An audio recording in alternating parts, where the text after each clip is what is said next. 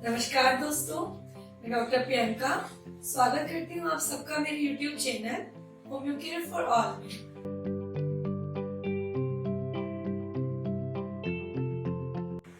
Friends, आज हम discuss करेंगे एक कॉमन प्रॉब्लम के बारे में जिसे हम कहते हैं पाइल्स यानी कि बवासीर और मेडिकल टर्म में इसे कहते हैं हम हेमोरॉइड्स। तो ये जो पाइल्स या बवासीर है एक बहुत ही कॉमन प्रॉब्लम है। मैक्सिमम लोगों को तो यही नहीं पता कि हमें ये प्रॉब्लम है भी या नहीं, या जिन लोगों को पता है तो वो शेयर करने से ही हेजिटेट करते हैं, बहुत ज्यादा हिचकिचाते हैं कि वो अपनी प्रॉब्लम को किसी से भी शेयर नहीं कर पाते। फ्रेंड्स, आज मैं आपको बताऊंगी कि पाइल्स क्या होता है, यानी कि इसे सामान्य कॉमन लैंग्वेज में कहते हैं मस्से हो जाना, कि ये मस्से क्या होते हैं, इसके क्या क्या कारण हैं, इसकी कुछ इम्पोर्टेंट होम्योपैथिक मेडिसिन और इसके साथ में कुछ बताऊंगी इसकी सावधानियां। तो चलिए फ्रेंड्स स्टार्ट करते हैं। सबसे पहले पाइल्स क्या होते हैं। अगर हम नॉर्मली मस्से या पाइल्स की बात करते हैं तो हमारे एनस में या एनस के बाहर या अंदर एक मांस जैसा साथ में उसकी सूजन बन जाती है, वो डेवलप हो जाते हैं। बिल्कुल जहाँ पे स्टूल पास आउट करते हैं उसे हम कहते हैं एनस के बिल्कुल पास वाले एरिया में जनरली जो ये मस्से होते हैं उसमें पाई जाती है हमारी ब्लड वेसल्स, ब्लड की मात्रा पाई जाती है। उसके साथ में पाई जाती है कुछ इलास्टिक टिश्यूज, कुछ खींचने वाले तंतु, उन चीजों से और हमारी मांसपेशियों से मिलकर बने होते हैं ये मस्से। अब ये जो मस्से होते हैं, अगर हम इनकी पोजीशन के आधार पे बात करते हैं तो ये दो टाइप के होते हैं। एक तो होते हैं हमारे एक्सटर्नल पाइल्स और दूसरे होते हैं इंटरनल पाइल्स।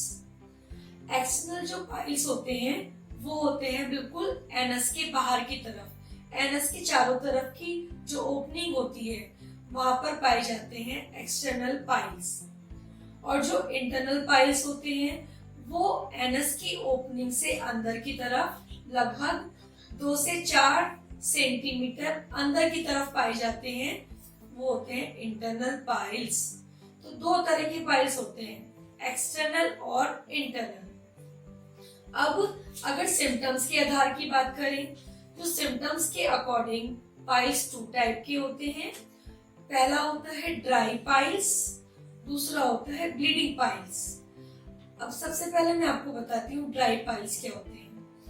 जब मस्से एकदम सूखे और बहुत ज्यादा पेनफुल होते हैं, चाहे वो अंदर हो या बाहर हो, चाहे वो सिंगल भी हो सकते हैं या गुच्छे के रूप में भी हो सकते हैं, लेकिन वो पेनफुल ज्यादा हो और एनस के चारों तरफ हो, उसे हम बोलते हैं ड्राई पाइल्स, मतलब सूखे मस्से जिसमें किसी भी प्रकार का ब्लड नहीं आता।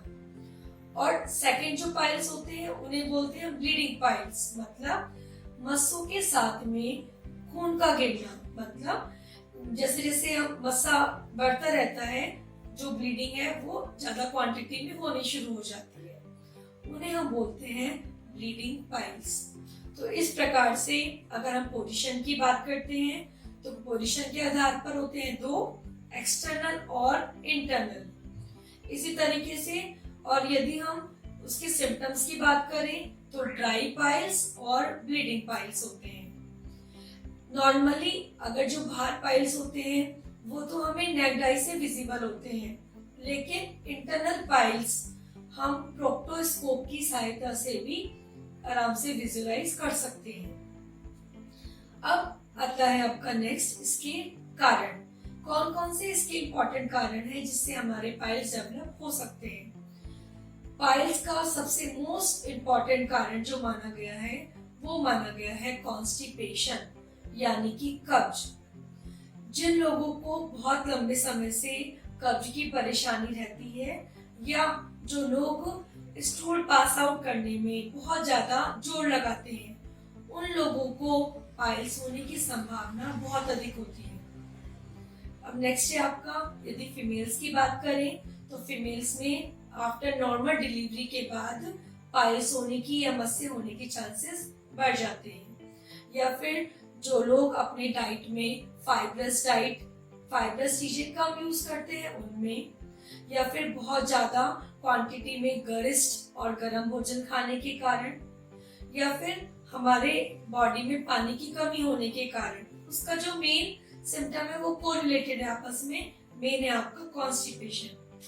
यदि इस तरह की प्रॉब्लम हो रही है तो हमें जल्दी ही पाइल्स डेवलप होने की संभावना बन जाती है कि पाइल्स डेवलप हो जाएंगी, और जितना जितना कॉन्स्टिपेशन बढ़ेगा उतनी ही हमारे पाइल्स की प्रॉब्लम बढ़नी शुरू हो जाएगी।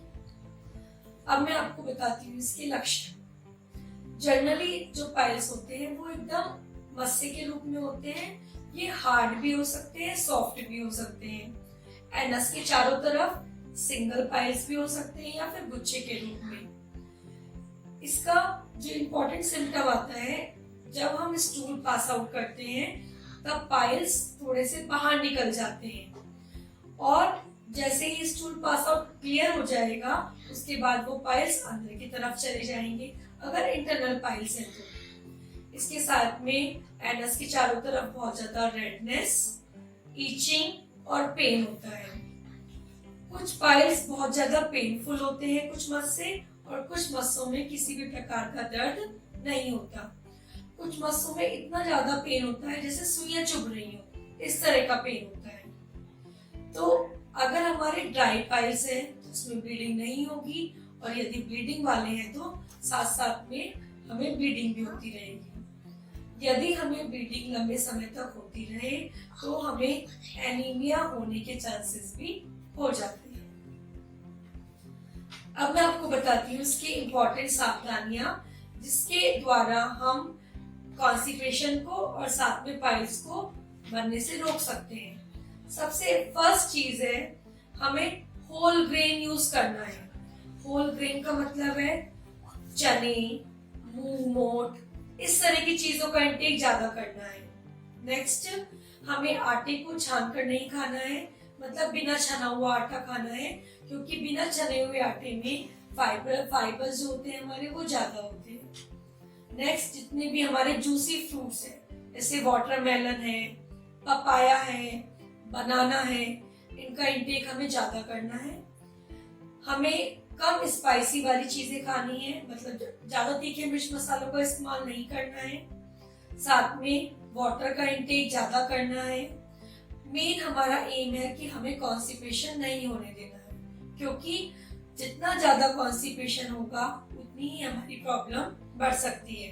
साथ में हम फूड में लाल मिर्च का यूज ना करके उसकी जगह पे हम यूज करना चाहिए हमें काली मिर्च का।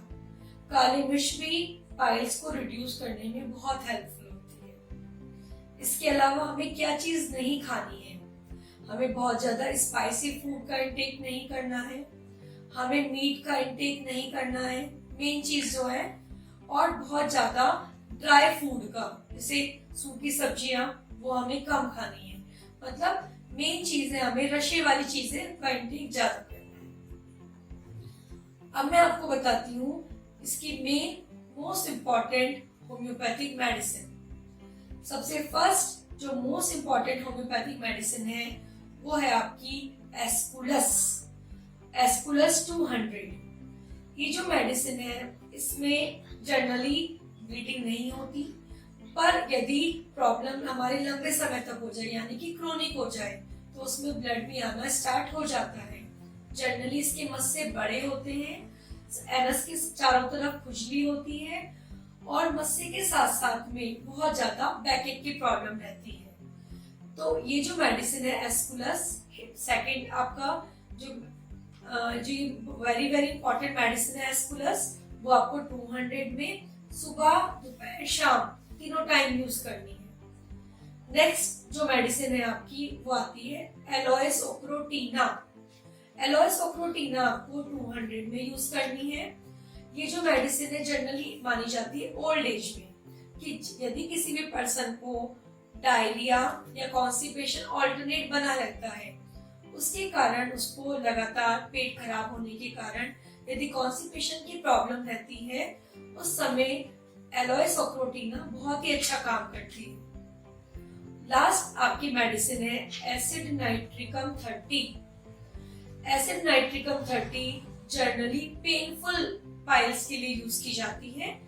जब पेन बहुत ज्यादा हो पाइल्स में, अगर पेन है तो मोस्ट इम्पॉर्टेंट मेडिसिन है आपकी एसिड नाइट्रिकम।